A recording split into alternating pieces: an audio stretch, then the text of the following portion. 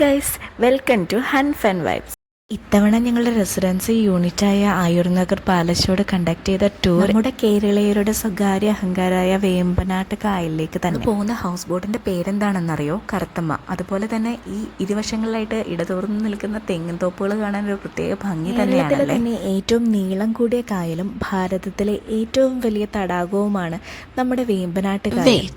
ഈ പാലം കണ്ടപ്പോൾ നിങ്ങൾക്ക് ആംസ്റ്റർഡാമിലുള്ള റെഡ് പൈതൺ ബ്രിഡ്ജ് പോലെ തോന്നിയോ? എനിക്കും തോന്നി. ആലപ്പുഴയിലെ പ്രശസ്തമായ പുന്നമടക്കായലിന് കുറുകെയുള്ള പുന്നമട സ്റ്റീൽ പാലം 2025 ഓഗസ്റ്റിൽ പൂർത്തിയായി.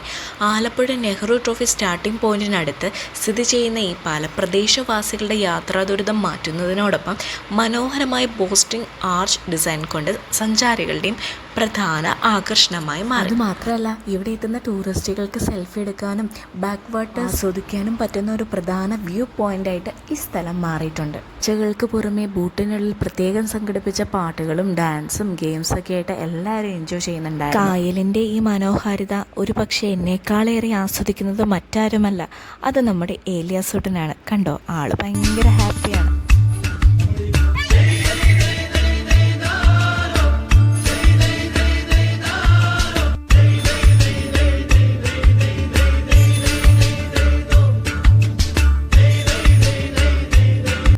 ഹൗസ് ബോട്ട് യാത്രയിൽ ഒഴിച്ചുകൂടാൻ പറ്റാത്തത് എന്താണെന്നറിയോ? അത് നമ്മൾ ഉച്ചക്കത്തെ ഊണ് തന്നെയായിരിക്കും. എല്ലാവർക്കും നല്ല വിശപ്പുണ്ടായിരുന്നു.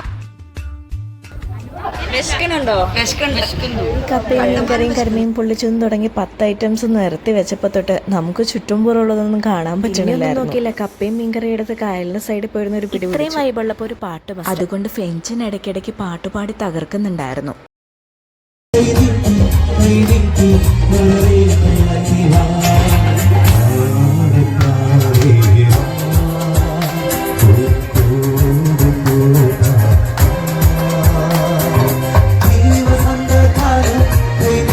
അന്തരീക്ഷത്തിന്റെ മട്ടും ഭാവവും മാറുന്നത് കാണുന്നില്ലേ? അതേ കേസ്, ഉച്ചയ്ക്ക് ശേഷം ക്ലൈമറ്റ് വല്ലാണ്ടങ്ങ് ചേഞ്ച് ആയി. ടൈം ഹൗസ് ബോട്ട് യാത്ര നടത്തിയിട്ടുണ്ടെങ്കിലും അന്നൊക്കെ തെളിഞ്ഞ ആകാശം ഉണ്ടല്ലോ. ഈ കാറ്റും കാർമേഘം കൊണ്ട് നിറഞ്ഞ ഈ ആകാശവും നമുക്കൊരു പ്രത്യേക വൈബ് തന്നെയാട്ടോ സമ്മാനിക്കുന്നത്. അത്യാവശ്യം സീനായിരുന്നുകൊണ്ട് ഞങ്ങളുടെ ഹൗസ് ബോട്ട് ഒരു സൈഡിലോട്ട് ഒതുക്കിയിട്ടേക്കുമായിരുന്നു. പക്ഷേ പെട്ടെന്ന് തന്നെ മഴയൊക്കെ മാറി, മാനം തെളിഞ്ഞു. ബാക്ക് ഒരു സമയത്തും നമ്മുടെ കായലിനും ആകാശത്തിനും ഒരു ഫ്രഷ്നെസ് നമുക്ക് ഫീൽ ചെയ്യും കേട്ടോ.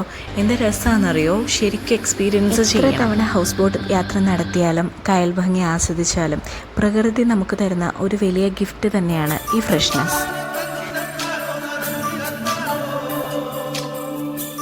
അപ്പോൾ നമ്മൾ ഇത്രയും ഹാപ്പിയാക്കിയ നമ്മുടെ കറുത്തമ്മയുടെ ഡ്രൈവർ ചേട്ടനോട് നമ്മുടെ ഹൃദയം നിറഞ്ഞ നന്ദി.